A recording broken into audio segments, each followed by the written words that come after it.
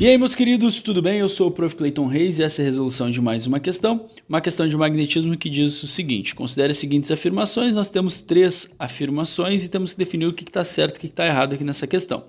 Primeira afirmação diz o seguinte: a denominação do polo norte de um ímã é a região que se volta para o norte geográfico da Terra. Polo sul, a região que se volta para o sul geográfico da Terra. Essa afirmação ela está correta. E aí a gente tem que cuidar exatamente isso, né? Quando a questão fala em polo norte geográfico, sul geográfico e polo norte magnético, sul magnético. Vamos lembrar o seguinte: a Terra ela apresenta, né, polo norte e sul geográfico e polo norte e sul magnético. Então, olha só. Olhando aqui a Terra meramente ilustrativa, né? Temos ali o polo norte geográfico que fica aqui em cima, ó. Norte geográfico. E temos o sul geográfico que fica aqui embaixo. Vamos lembrar que a Terra ela tem um grande campo magnético que justamente é por ele que a gente identifica que ela funciona, entre aspas, como se fosse um grande ímã, né?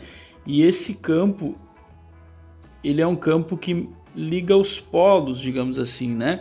E ele, pela orientação, ele sai do sul geográfico em direção ao norte geográfico, né? Então o campo magnético da Terra, né? Não estou falando de campo gravitacional, campo magnético.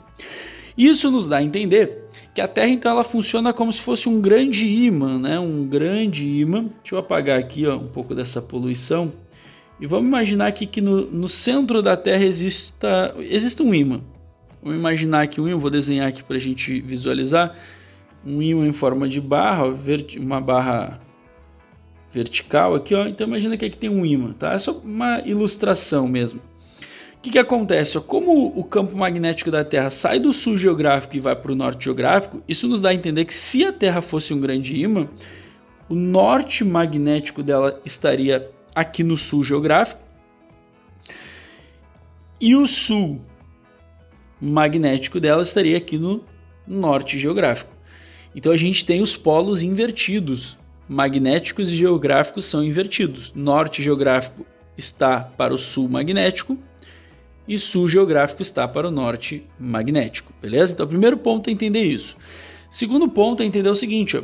Se a gente pensar numa bússola, ela é um ímã, né? O que uma bússola faz? Ela se orienta com o campo magnético resultante ali, né, que está na volta dela. Se a gente imaginar só o campo da Terra como sendo o campo resultante, né, o campo que influencia na bússola, ela vai se orientar com o campo magnético da Terra apontando para onde o vetor campo magnético apontaria. E aí quando a gente diz então que uma bússola aponta para o norte, né, a gente diz que ela está apontando com o norte com a parte norte do ímã dela, que é exatamente como eu fiz ali, ó. Até porque se a gente pensar, ó, essa parte aqui que é norte, é um ímã, né, ela tem que ser atraída por ímãs pela parte sul, porque polos opostos se atraem. Então a parte norte dessa bússola vai tender a apontar para o sul magnético, que é onde fica o nosso norte geográfico. Beleza? Agora, a parte sul desse ímã dessa bússola vai apontar, né, vai ser atraída pelo norte magnético da Terra, que está onde? No sul geográfico. Então a gente tem que entender isso. Então a frase está certa, ó.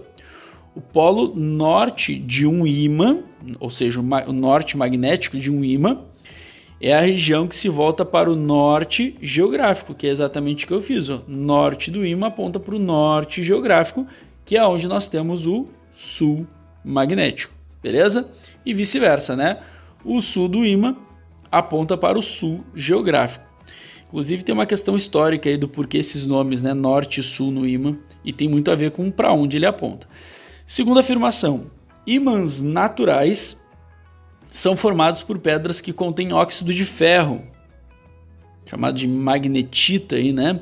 Óxido de ferro, denominados magnetitas, né? Que é o que ele comenta aqui. Essa afirmação está certa, né? Justamente aí a definição, né? A relação dos ímãs naturais, tá? Uma coisa que é interessante é o que? Toda substância que pode ser transformada num ímã, que pode ser magnetizada, tem que ter, dentre as opções, né, uma delas é ferro na composição. Pode ser ferro, níquel ou cobalto. No caso, o óxido de ferro vai ter ferro na composição. Então essa aqui também está correta. E a terceira afirmação diz o seguinte: ó, ímãs artificiais são obtidos a partir do processo denominado imantação. Tá certo também. Essa é a definição. Ímãs artificiais são aquelas ligas, né, que estão dentro aí do fenico, ferro, níquel ou cobalto, que não nasceram como ímã, não são, né, não foram produzidos pela natureza assim, mas que sofreram um processo de imantação, que é o quê? Nada mais nada menos do que colocar esse objeto muito próximo ou dentro de um campo magnético muito intenso. E esse campo magnético vai então orientar os dipolos magnéticos desse corpo, tornando ele um ímã, e aí ele acaba, né, se tornando então um ímã artificial, como a questão fala. As três afirmações estão corretas, isso nos leva então para a alternativa E, que é a resposta certa para essa questão. Espero que vocês tenham entendido, espero que vocês tenham gostado, muito obrigado por assistirem até aqui, fiquem ligados aí nas próximas resoluções, era isso, bons estudos para vocês e tchau, tchau!